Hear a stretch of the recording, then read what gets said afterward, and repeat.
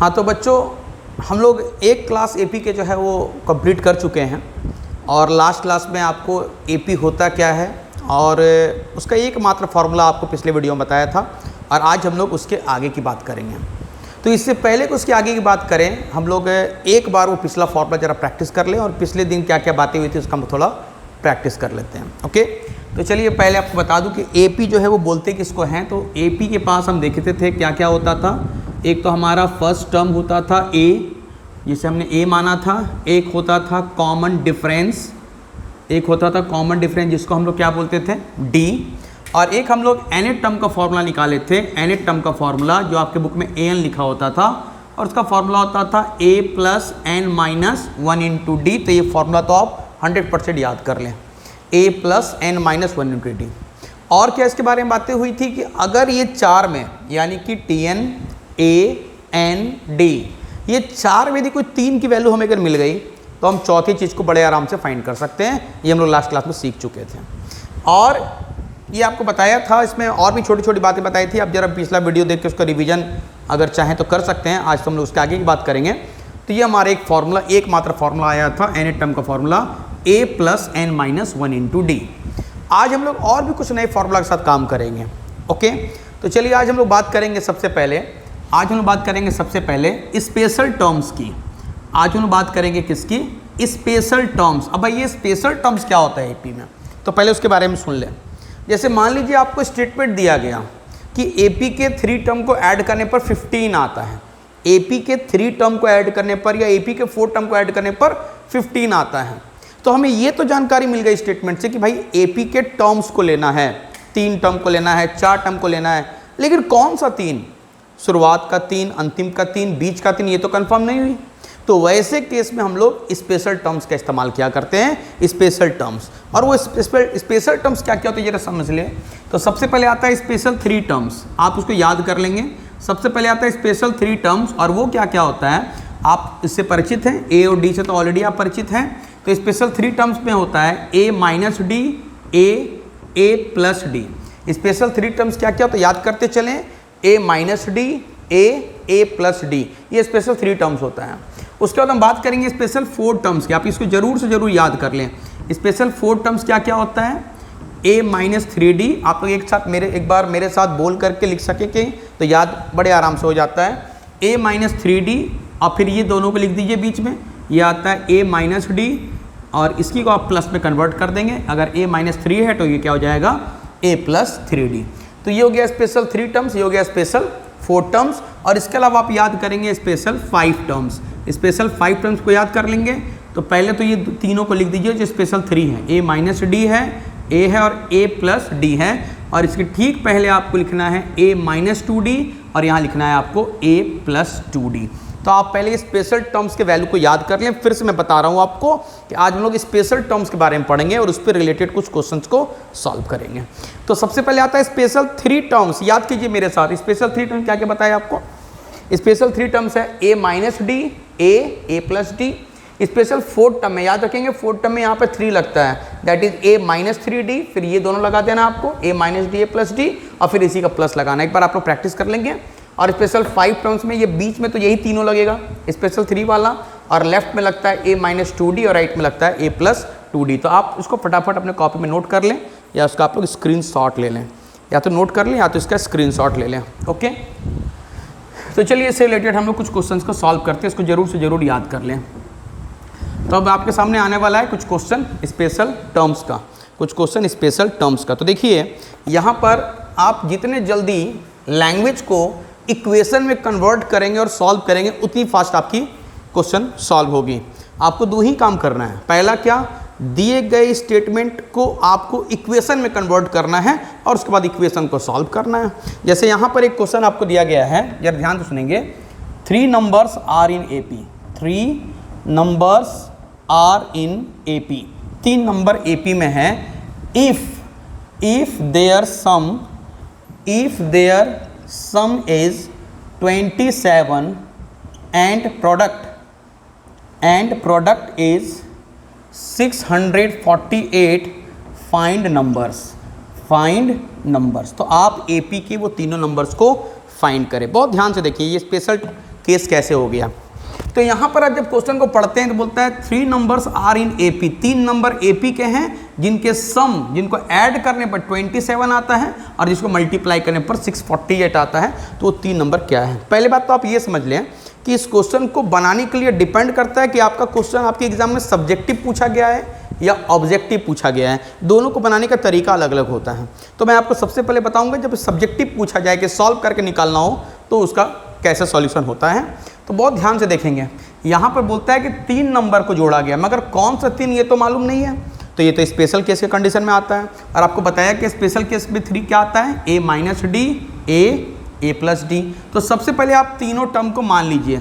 सबसे पहले आप 3 नंबर को मान लीजिए, लिखेंगे let 3 numbers are a minus D, a plus D. सबसे पहले तो आप ये तीनों को मान लीजिए और आपको ये तीनों नंबर निकालना है। और ये तीनों नंबर निकलेगा तब जब आपको a और d की वैल्यू मालूम चल जाएगी। a और d का वैल्यू मालूम कैसे चलेगा, इसका भी निवारण इसी क्वेश्चन में छिपा हुआ है। अगर दिए गए कंडीशन पर आप इक्वेशन बनाएं और इक्वेशन को सॉल्व करें। अब जरा देखें क्या क्या कंडीशन दिया हुआ है। बोलता है कि देयर सम इज 27, उन तीनों को ऐड करने पर 27 आता है। पहले अपना टारगेट सेट कर लें। अभी हमारा मेन टारगेट क्या है, अभी हमारा मेन टारगेट a और d के वैल्यू को निकालना है। a और d के वैल्यू को निकालना है। जब a और d की वैल्यू निकल जाएगी तो हम लोग आराम से इसमें पुट करके तीनों नंबर निकाल सकते हैं।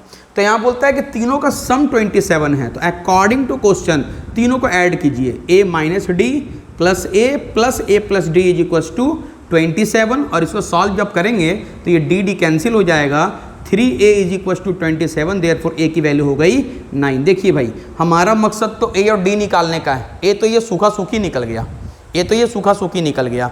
अब हमें क्या निकालना है, d। तो कैसे निकालेंगे d, आगे ये क्वेश्चन को पढ़िए। प्रोडक्ट इज 648, उन तीनों को मल्टीप्लाई करने पर 648 आता है। अब इसके लैंग्वेज को आप इक्वेशन में सजा लें। क्या बोल रहे हैं, अगेन तीनों को मल्टीप्लाई करें, a minus D, a plus D equal to क्या होता है 648। इसका ये कहना है। हमें आपको पिछले क्लास में बताया था कि जिसका सॉल्विंग बहुत अच्छा है ना, उसको पूरी क्वेश्चन समझने की जरूरत नहीं है, वो जस्ट हिंट समझें और सॉल्व खुद से करें।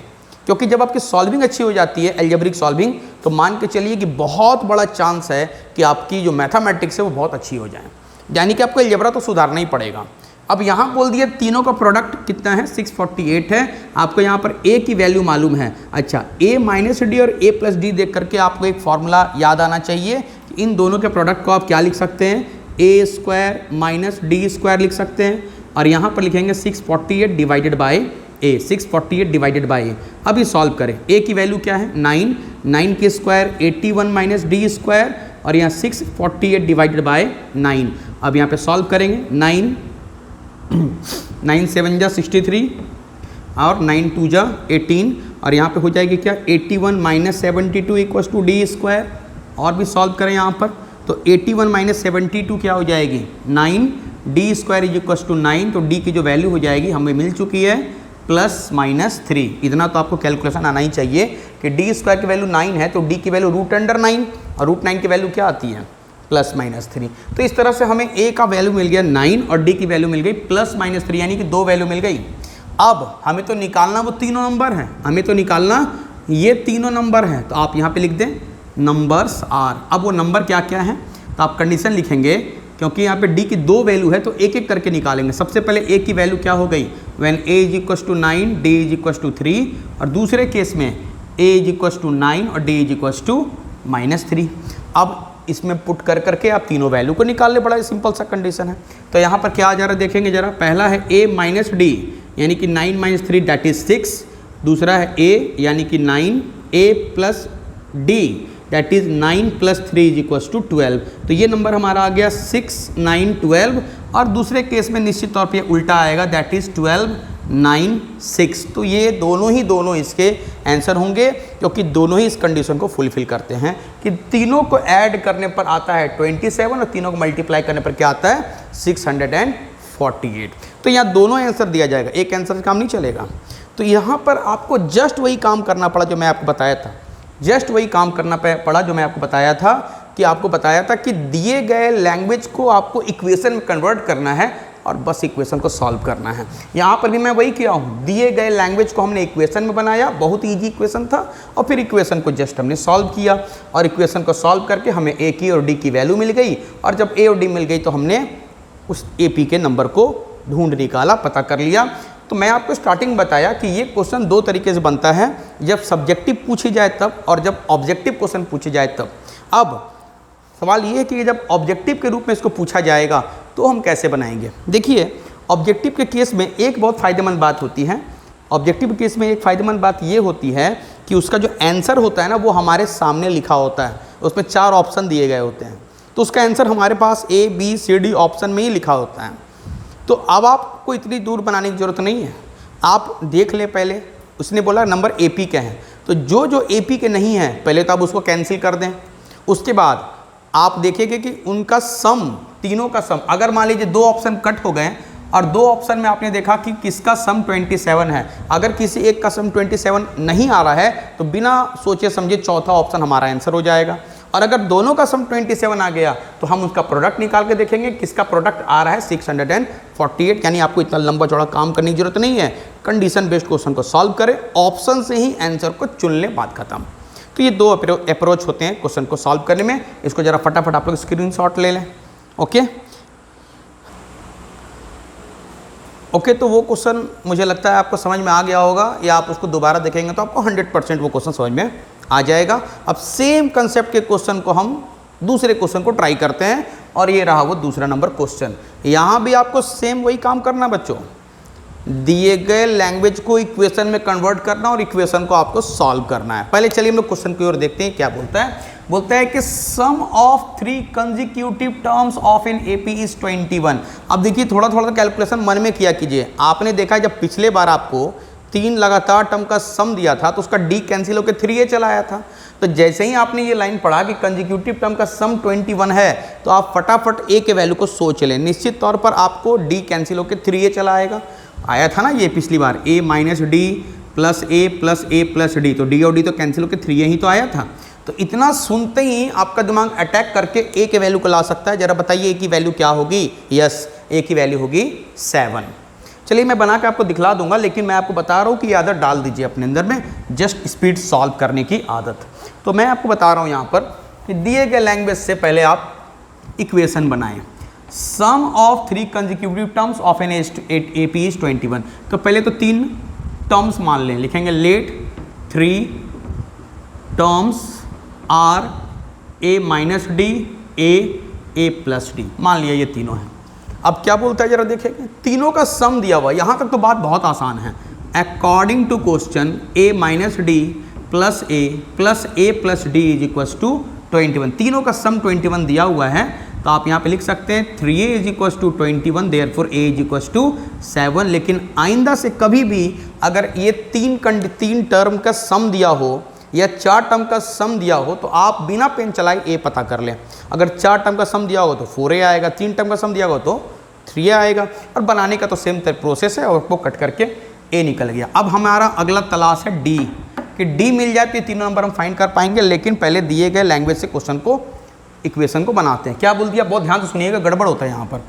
एंड सम ऑफ, फिर हमने सम देखा, भाई यहाँ भी सम था, यहाँ भी सम है, लेकिन यहाँ क्या बोलता है, sum of the squares of these terms. अब देखिए 2 बातें दिमाग में आ जाती हैं। बहुत बच्चे क्या गलती करते हैं, वो क्या करते हैं, सम का square a minus D plus a plus D का स्क्वायर। यहाँ पर एक बात तो ये समझ में आती है, एक बात आती है कि पहले तीनों वैल्यू का स्क्वायर कीजिए, पहले तीनों वैल्यू का स्क्वायर कीजिए और उसके बाद उनका सम निकालिए। अब इन 2 बात में कोई एक बात ही आपको आनी चाहिए ना जो सही है, तो आप ध्यान से पढ़िए, समझ में आ जाएगी। क्या बोला, and sum of the squares of this term. किसका sum, squares of this term, term के स्क्वायर का सम, यानी टर्म के वैल्यू के स्क्वायर का सम दिया 165। ये नहीं बोला है कि स्क्वायर ऑफ द सम, सम का स्क्वायर नहीं बोला है, स्क्वायर का सम बोला है। सम का स्क्वायर, स्क्वायर का सम, तो ये क्या है, स्क्वायर का सम, और ये क्या है, सम का स्क्वायर। तो ये बातें बोली गई हैं कि सम ऑफ किसका सम,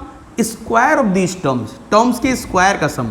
तो चलिए अब हम अपने इक्वेशन को फिर से यहाँ पर बनाते हैं, बात समझ में आ चुकी है। ओके, अगेन क्वेश्चन का यूज़ करते हैं। अगेन क्या बोला है कि सभी के स्क्वायर का सम, a माइनस डी का स्क्वायर, ए का स्क्वायर ए प्लस डी का स्क्वायर, और वो कितना दिया हुआ है 165। अब देखिए बच्चों कि अब फिर से जिसको यही बात हो गई सॉल्विंग की, जिसको सॉल्व करने आता है ना उसको सॉल्व करके ए के वैल्यू को पुट करके डी के वैल्यू को निकाल सकता है। वही काम मैं भी करूँगा। तो मैं बार बार बता रहा हूँ कि हमारा एपी अगर हमसे नहीं बन पा रहा है या एपी टफ लग रहा है तो बीमारी एपी नहीं है, बीमारी हमारी अलजेब्रा है। अगर हमारी अलजेब्रा सुधर गई तो ऑटोमेटिक एपी जीपी या जितने भी चैप्टर्स हैं अलजेब्रा से रिलेटेड वो सारे सुधर जाएंगे। तो हम लोग अपना माथा फोड़ते रहते हैं चैप्टर को बनाने में, यहाँ खराब हमारी अलजेब्रा होती है। इसलिए आप बार बार इसको प्रैक्टिस करें। और मैं आपको एक सलाह देता हूँ, आप 9-10 के बुक से 10 के बुक से क्वाड्रेटिक इक्वेशन, एलसीएम लेना, एचसीएफ लेना, ये दोबारा एक बार बना ले, आपका हाथ खुल जाना चाहिए बस, क्योंकि सारे क्वेश्चन में वो आएंगे ना। तो चलिए अब इसको सॉल्व कीजिए। तो क्या लगता है आपको क्या करना चाहिए? तो आप बोल रहे सर स्क्वायर को खोल दीजिए। लीजिए मैं खोल दिया। अब आपको अभी तो मैं बना दे रहा हूँ, लेकिन आपको दिमाग में और भी कंडीशन आना चाहिए कि सर यहाँ पर -2AD आएगा, यहाँ पर +2AD आएगा, तो दोनों कैंसिल हो जाएंगे। तो सर लिख के अपनी समय को क्यों बर्बाद करते हैं? बात सही है, क्योंकि अब आप सीनियर क्लास में आ चुके हैं। सीनियर क्लास में ये छोटी छोटी चीज़ों पर आपको ध्यान रखनी पड़ेगी।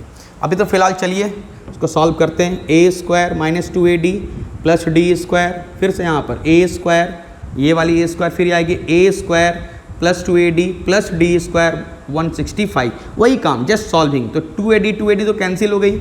अब ये देखें a² 1 2 3, तो ये मिलकर 3a² हो जाएगा, ये मिलकर 3a² हो जाएगा। और d² कितने होंगे 1 2, तो ये हो जाएगा 2d² = 165। a की वैल्यू है यहाँ पर 7, तो आप यहाँ लिखेंगे 3 × 7 का स्क्वायर 2d² 165। तो देखिए सॉल्व भी तो कर रहे हैं हम। 2d² = 165 - 3 और 7 का स्क्वायर क्या होता है 49। अब सॉल्व करते रहिए आप लोग। तो 2d², तो यहाँ हो जाएगा 165, और यहाँ पर 9 3 या 27, 2 4 3 12 2 14 147। तो बचेगा क्या 2d²। ओके, कितना हो जाएगा यहाँ पर? तो यहाँ पर 7 में 5 गया, ओके 8 हो जाएगा। और ये कितने बार कटेगा 9 बार में, तो यहाँ पर d की वैल्यू हो जाएगी +-3। देखिए a और d फिर से निकल गया। तो आप बस मैं पिछले क्वेश्चन में जो बताया सेम काम यहाँ पे करना है, और सेम अगर समस्या है तो आपसे क्वेश्चन नहीं बनेगा। अगर आपकी सॉल्विंग गंदी है, अच्छी नहीं है तो सुधार लीजिए उसको ना। तो यहाँ पर बस मैंने वही किया कि दिए गए कंडीशन से इक्वेशन को रखा और ये लंबा चौड़ा मैंने उसको सॉल्व किया। अब उसमें कोई मिस्टेक हो जाए तो बात अलग है, लेकिन आपको सारा रास्ता जरूर पता होना चाहिए। मिस्टेक होगी तो आपके क्वेश्चन रॉन्ग हो जाएगी। अब जब ए और डी आपको मिल चुका है, जब ए और डी आपको मिल ही चुका है, तो आप क्या तीनों नंबर नहीं फाइंड कर सकते हैं? जैसे पहला है, मान लीजिए यहाँ पर मैंने +3 लिया, तो 7 + 3 क्या आएगा 10, फिर क्या आएगा 7, और 7 - 3 4। तो इस तरह से आप वैल्यू को निकाल सकते हैं। और अगर ये ऑब्जेक्टिव क्वेश्चन है तो आप ऑप्शन से ही ढूंढ सकते हैं कि कौन सी हमारी आंसर सही होगी। तो यहाँ पर मैं आपको बस यही बताना चाह रहा हूँ कि आपको क्या क्या याद होना चाहिए। इसको जरा आप लोग स्क्रीनशॉट लेके प्रैक्टिस करेंगे और लास्ट के सारे काम आप खुद ही करेंगे, क्योंकि सॉल्विंग में थोड़ा सा हाथ आपको खुद पे चलाना पड़ेगा। हमेशा आप उंगली पकड़ के चलते तो नहीं रहे, आप तो खुद से चलते हैं ना। तो आप सॉल्विंग भी आप देख के ना छापें, खुद ही उसको करें प्रयास। ओके, अब मैं नेक्स्ट क्वेश्चन की ओर बढ़ूँगा, और आप लोग थोड़ा स्क्रीन को फ़ोटो ले करके बाद के लिए रख लें, या फिर स्क्रीन को रोक करके आप इस क्वेश्चन को खुद से ट्राई करें। अब देखिए मैं एक नेक्स्ट क्वेश्चन को लेके आ रहा हूँ। यहाँ पर है तो बहुत सारे क्वेश्चन, अब वीडियो में कितना सारा क्वेश्चन बन पाएगा, वीडियो में तो आपको बेसिक ही दे पाऊँगा ना। तो यहाँ पर एक जैसे क्वेश्चन दिया हुआ है, ज़रा देखेंगे 22 नंबर में क्या दिया हुआ है, डिवाइड, मतलब ये मेरे बुक में 22 दिया हुआ है, RS अग्रवाल के बुक में। Divide 32 × 4 parts, divide 32 × 4 parts which are in AP, which are in AP, जो कि AP में होंगे। पहले क्वेश्चन लिखने दीजिए, फिर समझाता हूँ। क्या बोलता है, सच दैट, कुछ इस प्रकार से हैं, such that the product of extremes, the product of extremes is to product of means, product of means is 7:15, 7:15। अब देखिए यहाँ पर आपको क्या क्या बातें बताई गई हैं और आप इसको कैसे सॉल्व करेंगे। एक एक शब्द का आप पहले तो क्वेश्चन को बड़े ध्यान से पढ़ा करें, हड़बड़ा के नहीं और डरे तो बिल्कुल भी नहीं। तो क्या बोला यहाँ पर, जरा देखें। डिवाइड देख के तो आपके मन घूम गया होगा, सर कुछ डिवाइड तो नहीं करना है, अरे कुछ डिवाइड वाइड नहीं करना, डिवाइड मतलब बंटवारा करना। क्या बोलता है, divide 32 into 4 parts which are in AP। 32 को ऐसे 4 भाग में बांटे, 32 को ऐसे 4 पार्ट में तोड़े जो कि वो AP के हो जाएं। अब उसको उल्टा पढ़ें, AP के 4 पार्ट को जोड़ने पर 32 होता है। बात देखी हो गया ना। अभी बताया था कि जब 3 टर्म को जोड़ना होता था तो LHS में 3A आता था, और जब 4 टर्म को जोड़ना होगा तो LHS में 4A आएगा। तो आप A का पता तो ऐसे ही लगा सकते हैं सोच करके, जरा ट्राई करें। 4A इक्वल टू क्या, 4A इक्वल टू 32। फिर से मैं समझा दूं क्या बोलने वाला है। इसने बोला कि 32 को ऐसे 4 भाग में बांटे जो कि AP के हों, यानी 32 के 4 टुकड़े करे जो कि AP के हों। अब मैं आपको क्या बता रहा हूँ, AP के 4 पार्ट को ऐड करने पर 32 आता। बात एक ही हो गई। वही पिछले क्वेश्चन जैसा कि द सम ऑफ 3 नंबर, यहाँ बोलेंगे the 4 consecutive terms of an AP are the sum is 32। तो देखिए अब यहाँ 4 पार्ट्स मान लेते हैं। चूंकि पार्ट शब्द का इस्तेमाल किया है तो हम लिखते हैं let 4 parts are, let 4 parts are. इसके 4 पार्ट क्या क्या होंगे, तो पहला आपको बताया था ना, A minus 3D, A minus D, A plus D और A प्लस 3D। तो ये हमने 4 पार्ट मान लिए। अब हमारा फिर से वही मकसद जाग चुका है कि हमें A और D के वैल्यू को निकालना है, क्योंकि जब हमें A और D मिल जाएगी तो इसमें पुट कर करके हम उसके वैल्यू को फाइंड कर सकते हैं। तो चलिए सबसे पहले क्वेश्चन क्या दिया, अकॉर्डिंग टू क्वेश्चन, यही तो माई बाप है, जो ये बोलेगा उसको मानना पड़ेगा। तो divide 32 into 4 parts which are in AP, यानी इन चारों को जोड़ने पर क्या आएगा, 32। तो चारों को जोड़िए, A minus 3D plus A minus D plus A plus D plus A plus 3D equal to क्या हो जाता है, 32। चारों को जोड़ने पर 32 आता है। अब आप जरा कैंसिल करें तो minus 3D plus 3D cancel, minus D plus D cancel, तो A देखिए मैं बोला था ना 4A आएगा, 4A इक्वल टू 32।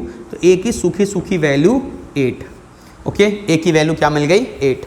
अब हमें अगली तलाश किसकी है, D की। तो अगली तलाश के लिए हम फिर से क्वेश्चन की ओर देखेंगे, उसके आगे के स्टेटमेंट को पढ़ के इक्वेशन बनाएंगे। तो चलिए भाई हम पढ़ते हैं, समझने के प्रयास करते हैं। अब देखिए भाई धीरे धीरे सॉल्विंग का काम आपका होने वाला है। मैं आपको सिर्फ इक्वेशन सजा के दे दूंगा। क्या बोलता है, सच that the product of, product मतलब मल्टीप्लाई करना, गुना करना, सच दैट कुछ इस प्रकार से the product of extremes, extreme का मतलब होता है किनारा, एक्सट्रीम का मतलब क्या हो जाएगा, किनारा, इज टू मतलब होता है डिवाइड करना, ऐसा सिंबल होता है, is to product of means, means का मतलब बीच वाला। अब देखिए इसके किनारे पर कौन बैठा है, इसके किनारे पर बैठा है A minus 3D A plus 3D। बोलता है इनका प्रोडक्ट, दोनों किनारे वाले का प्रोडक्ट इज टू, यानी कि डिवाइड दोनों मीन्स का प्रोडक्ट, यानी दोनों बीच वाले वैल्यू का प्रोडक्ट। इसका रेशियो कितना दिया हुआ है, 7:15। अब आप उसका इक्वेशन लिख देंगे, सच that the product of extremes, extremes कौन से, ये दोनों, तो A माइनस 3D और A प्लस 3D का प्रोडक्ट, इज टू का मतलब डिवाइड करना, प्रोडक्ट ऑफ मीन्स इन दोनों बीच वाले का प्रोडक्ट A माइनस D और यहाँ हो जाएगा A प्लस D। इन दोनों का रेशियो क्या दिया हुआ है, 7/15 दिया गया है। अब समझदार बच्चों के लिए मेरा इशारा काफ़ी होना चाहिए। अब जिसमें कैपेसिटी है वो इसको सॉल्व करके D के वैल्यू को पता लगाएं। सॉल्व करके D के वैल्यू को आपने पता लगा लिया, सोचिए 99% आपकी क्वेश्चन सॉल्व हो गई, क्योंकि A और D से ही मिलके तो ये चारों पार्ट बने हैं। अब सॉल्व कैसे करेंगे सर, हाँ भाई ये तो घोर समस्या है, सॉल्व कैसे करेंगे, तो कैसे करेंगे क्या, देखिए इसको देख करके आपके मन में क्या होता है, तो आपको याद आता होगा formula A minus B into A plus B. तो फॉर्मूला होता है A square minus B square, yes A square minus B square. तो सॉल्व कीजिए, तो यहाँ पर आपको तो A तो साक्षात A है, और लेकिन B की जगह 3D है, और जब इसका स्क्वायर करेंगे तो हो जाएगा 9D स्क्वायर, और यहाँ पे क्या हो जाएगा A square minus D square, और ये हो जाता है 7/15, 7/15। देखिए कुछ कुछ काम आपके लिए भी छोड़ने वाले हम। अब क्रॉस मल्टीप्लाई करने के अलावा चारा ही क्या है, क्रॉस मल्टीप्लाई कीजिए बड़े प्यार से। तो क्रॉस मल्टीप्लाई करेंगे तो 15A square minus 9D square, और यहाँ पर 7A square minus D square. तो 15 को A से करेंगे 15A स्क्वायर, और 15 9 जा, तो बहुत क्योंकि तो मालूम नहीं होता है, मालूम तो मुझे भी नहीं है, लेकिन मुझे 15 10 जा क्या होता है ये मालूम है। तो 15 10 जा होता है 150, और 150 में 15 को माइनस कर दो, वही 15 9 जा होगा। तो 15 को माइनस करने पर 150 में क्या चला आएगा, 135। तो ये हो जाएगा माइनस 135D स्क्वायर, और ये 7A square minus 7D square. अभी सारे A स्क्वायर को एक जगह ले लें, फिर आप A के वैल्यू को पुट कर दें और D के वैल्यू को आप पता लगा लें। देखिए अब आप बोलेंगे सर आप तो बना नहीं रहे हैं पूरा कंप्लीट, तो मैं क्या करूँ, देखिए मेरी बात सुने। अब है ना कि कुछ काम आप खुद से भी करेंगे तो ही आप अगली लड़ाई लड़ सकते हैं, नहीं तो आप हमेशा ही ना उंगली पकड़ के चलते रहेंगे तो फिर कल दिन आपसे कुछ क्वेश्चन सॉल्व भी नहीं होगा। अब ये मैंने कौन सा भारी काम बोल दिया आपको, ए और डी से मिला ये इक्वेशन है, ए और डी से मिला ये इक्वेशन है, आपको ए की वैल्यू मालूम है 8, आप सॉल्व करके ए के वैल्यू को डाल दें, डी के वैल्यू का पता लगा लें और जब ए और डी निकल जाएगी तो आप इसमें पुट करके सारों वैल्यू को फाइंड कर लें। इसीलिए देखिए मैथमेटिक्स के टीचर को लास्ट का जो पार्ट होता है वो अपने स्टूडेंट को देना चाहिए बनाने के लिए कि सॉल्व आप खुद से करें और खुद करें और उसका क्या रिजल्ट है आप मुझे इसमें कमेंट करके बताएंगे कि इसका रिजल्ट क्या आया है, तो मुझे ये सेटिस्फेक्शन मिलेगा कि हाँ भाई आपसे सॉल्विंग हो पाएगी और मैं आपको आगे आपकी मदद कर पाऊँगा। लेकिन अगर आप सॉल्व भी नहीं कर पाएंगे तो फिर तो बहुत ही गड़बड़ बात है। तो चलिए आज भर इतना ही रहने देते हैं, फिर हम लोग नेक्स्ट क्लास में आगे के टॉपिक के साथ फिर से मिलेंगे। तो आज का ये फॉर्मूला आप जरूर याद रखें और क्वेश्चन को प्रैक्टिस करते रहें। और अगर आपको ये वीडियो पसंद आता है तो लाइक करें, सब्सक्राइब करें और सबके साथ अपने दोस्तों के साथ शेयर करें। Thank you.